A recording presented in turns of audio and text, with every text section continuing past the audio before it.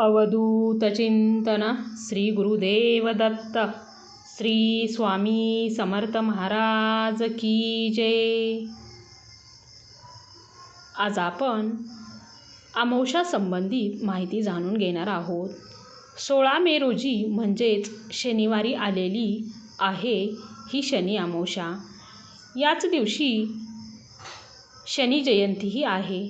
अमावस्या आणि शनी जयंती हे दोन्ही योग एकाच दिवशी येणं हे खूप विशेष व दुर्मिळ योग मानला जातो। त्यानंतर शनिवारी असल्यामुळे या दिवसाचे महत्त्व अजून वाढतं।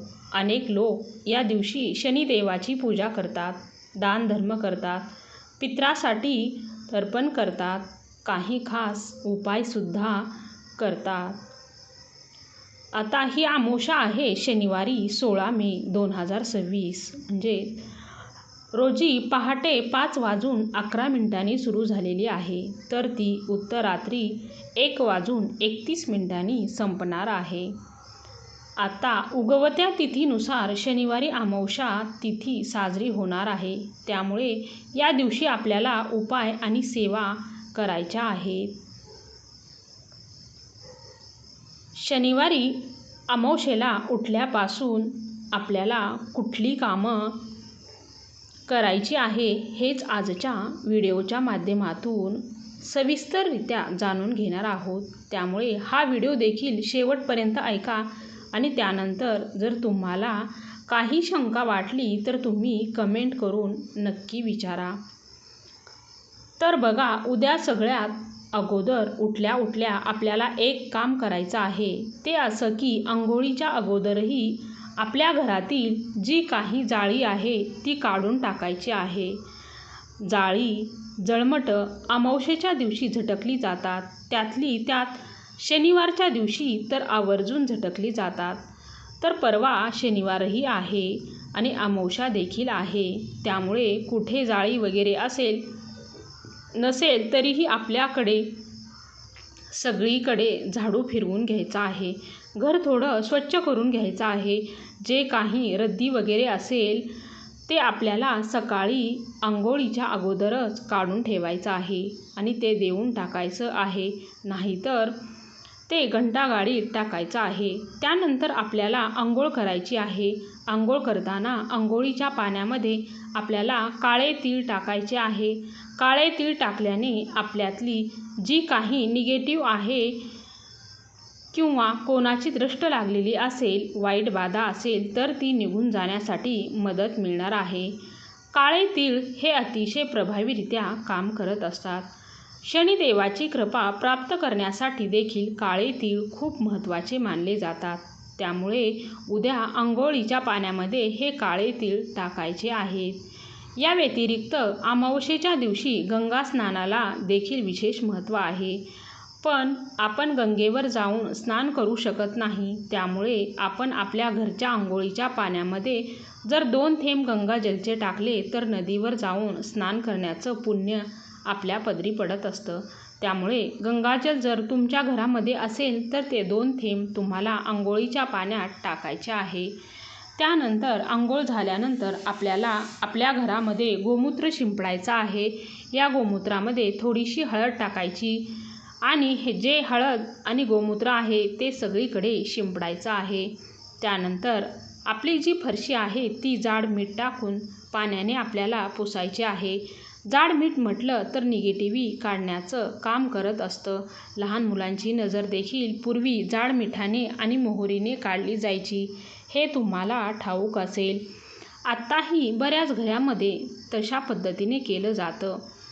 तर त्यामुळे आपल्याला आपली फरशी जी आहे ती जाड मीठ टाकून पुसून घ्यायची आहे। आपलं अंगण असेल तर त्या ठिकाणी देखील थोडं हळदीचं पाणी शिंपडायचं आहे आणि फरशी वगैरे बाहेर असेल तर ती मिठाच्या पाण्याने पुसून घ्यायची आहे। हे करून झाल्यानंतर उंबरठा देखील स्वच्छ करायचा। मिठाच्या पाण्याने उंबरठा स्वच्छ करून घ्यायचा। दरवाजा असेल तर तो देखील पुसून घ्यायचा। त्यानंतर उंबरठ्यावर हळदीचं लेपन करायचं आणि आपल्या मुख्य दरवाजावर एक चौमुखी दिवा लावायचा। दिवा लावताना त्यामध्ये तुम्ही मोहरीचं तेल टाकण्याचा प्रयत्न करा. मोहरीचं नसेल तर ते साधं जे कुठलं तेल असेल ते तुम्ही टाका आणि त्यामध्ये थोडेसे काळे तीळ देखील आवर्जून टाका. अशा पद्धतीने एक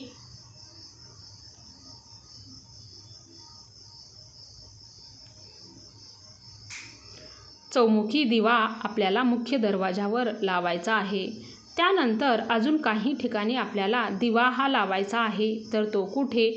तर तुळशी मातेजवळ आपल्याला एक दिवा लावायचा. तुम्ही तुपाचा लावा, तेलाचा लावा, काही हरकत नाही.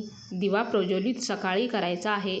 आपण संध्याकाळच्या वेळी तुळशीजवळ दिवा लावतो, पण अमावस्येच्या दिवशी सकाळी देखील लावायचा आहे. यानंतर स्वयंपाकघर म्हटलं तर अन्नपूर्णा मातेचा त्या ठिकाणी वास असतो, त्यामुळे किचनमध्ये देखील आपल्याला एक दिवा लावायचा. थोड्या वेळासाठी पेटत राहिला इतकं जरी आपण देखील त्यामध्ये तेल टाकलं तरीही चालणार आहे. अगदी 10 ते 15 मिनिट जरी दिवा प्रज्वलित राहिला तरीही चालणार आहे. पण दिवा मात्र आपल्याला किचनमध्ये लावायचा आहे. आपल्या देवघराजवळ देखील दिवा लावायचा आहे. पूजेच्या वेळेस आपण तो लावणारच आहोत, पण पूजेला थोडासा वेळ असेल तर अगोदर देवाजवळ दिवा लावून घ्यायचा. त्यानंतर तुम्हाला जेव्हा वेळ मिळणार आहे तेव्हा तुम्ही लवकरात लवकर पूजा करण्याचा प्रयत्न करा. आता हे सगळं करून झाल्यानंतर काही ठिकाणी आपल्याला स्वस्तिक देखील काढायचं आहे. तर पहिलं स्वस्तिक आपल्या मुख्य दरवाजावर येणार आहे. त्यानंतर दुसरं स्वस्तिक जे आहे ते आपल्या किचनमध्ये अन्नपूर्णा मातेचे स्मरण करून किचनमध्ये व तुम्ही शेगडीवर काढा किंवा किचनच्या टाईल्सवर काढा, पण स्वस्तिक आपल्याला किचनमध्ये हे काढायचं आहे. त्याची देखील हळदी कुंकू वाहून पूजा करायची आहे.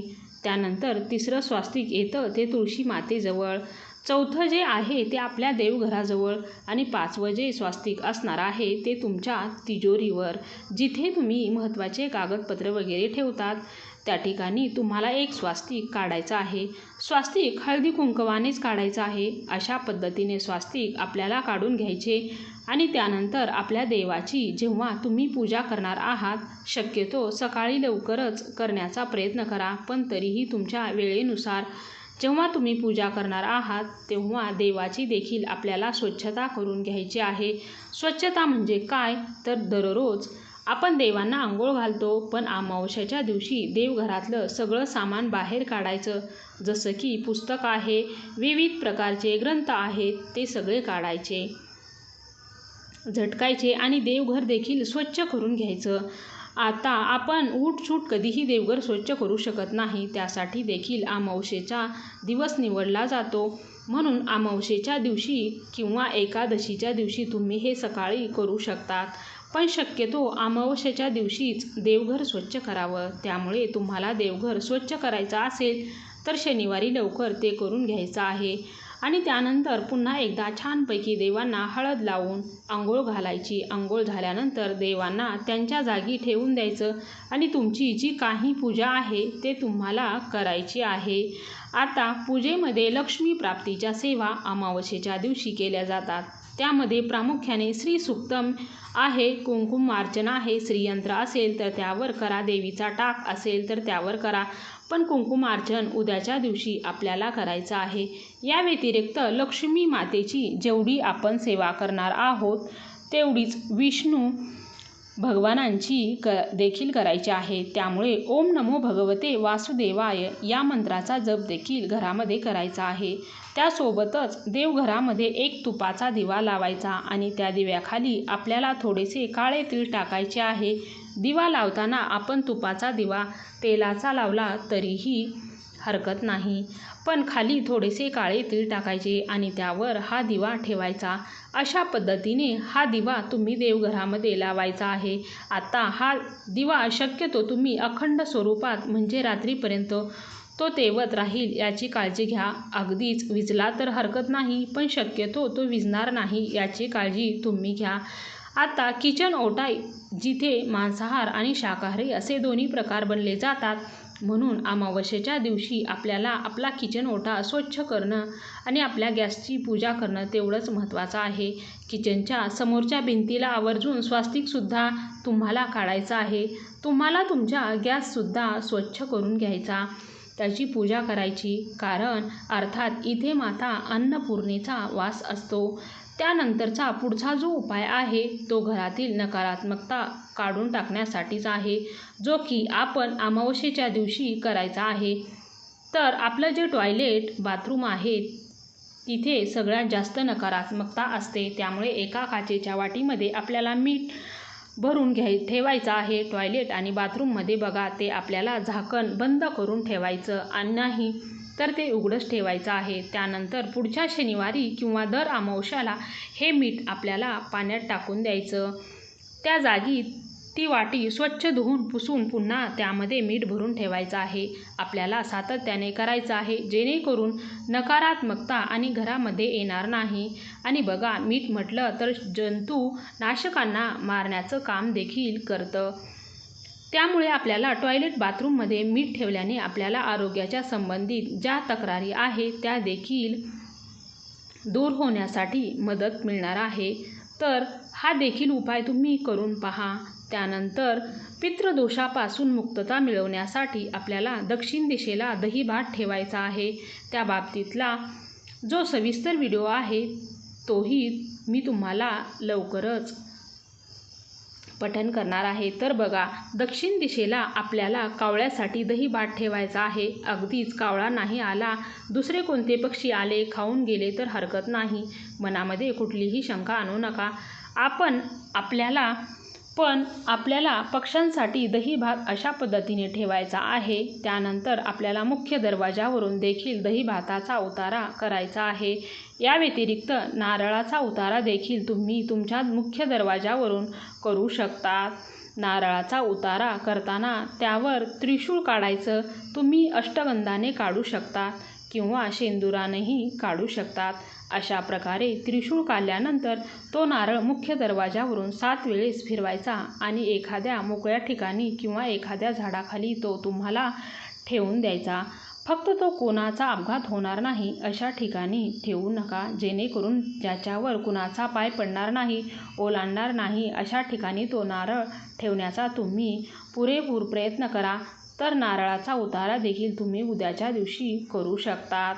दर्श अमावस्या किंवा शनी अमावस्येच्या दिवशी कोहळा एक फळ आहे, जो एक तामसी वृत्ती असते त्याच्यामध्ये. तर कुठल्याही प्रकारचा कोहळा तुम्ही तुमच्या घराला लावू शकता. घराच्या बाहेर तुम्ही बांधू शकता. आता फ्लॅट सिस्टीममध्ये असं होतं की घराच्या बाहेर अशा गोष्टी तुम्ही बांधू शकत नाही. मग तुम्ही घराच्या आत प्रवेशद्वारावर पण तुम्ही बांधू शकता. तुम्ही तुमच्या दुकानात पण बांधू शकता. आता कोहळा बांधताना कोहळा आधी दुकानातून आणावा, तो स्वच्छ साफ करावा, त्याच्यावर कुंकवाने स्वास्तिक काढावं. स्वास्तिक काढून ते देवासमोर ठेवावं. प्रार्थना करावी की माझ्या घरात येणारी कोणती वाईट शक्ती, वाईट बाधा असेल तर त्यापासून वास्तूचे, माझ्या घराचे, कुटुंबाचे रक्षण करा. त्यानंतर आपल्या पितरांसाठी पिंपळाच्या झाडाखाली देखील मोहरीची तेलाचा एक दिवा आवर्जून लावावा. त्या ठिकाणी बसून पितृसूक्त म्हणणं शक्य असेल तर पितृसूक्त म्हणावं किंवा ओम पितृ देवताय नमः असं म्हटलं तरीही चालेल. पण पिंपळाच्या झाडाखाली एक दिवा आपल्याला लावायचा आहे. त्यासोबतच शिवपिंडावर देखील आपल्याला काळे तीळ अर्पण करायचे आहे. प्रदोष काळामध्ये शिवपिंडावर काळे तीळ अर्पण करायचे. शक्य असेल तर त्या ठिकाणी पंचमुखी दिवा बनवून तुम्ही घेऊन जा.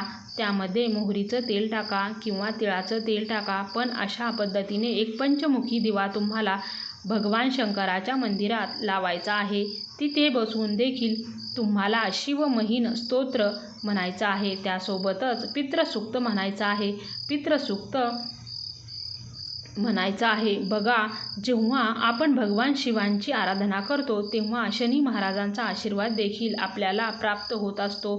त्यामुळे शनीची 7.5 असेल किंवा शनी तुमचा खराब असेल तर भगवान शंकराची सेवा करायला देखील विशेष असं महत्त्व आहे.